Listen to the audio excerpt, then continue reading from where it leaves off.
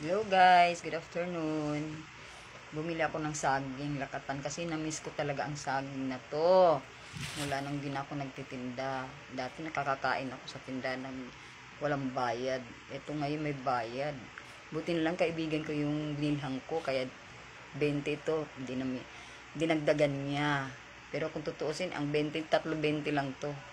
Pero ang ginawa niyang 5, siyempre, kilala ako eh. Kaya ganun. Tapos bumili din ako ng okra. Ilalaga ako.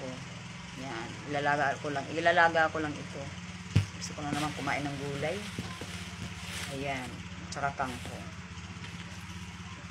Namiss ko naman talaga ang gulay. Paborito ko talaga ang gulay kasi maganda talaga sa katawan ang gulay. Diba? Kaya bumili ako.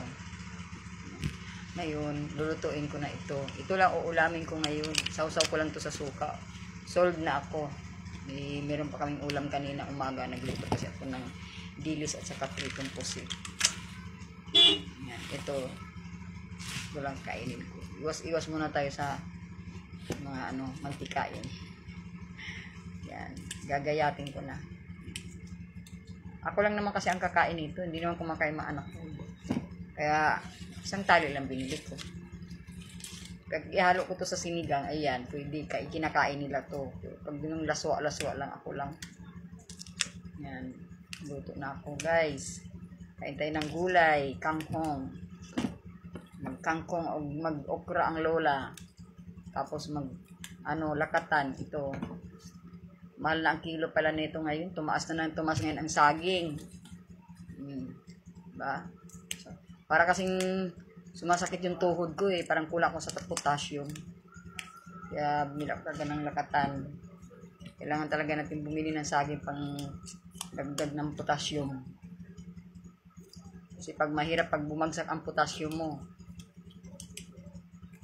importante yung potassium sa ating katawan.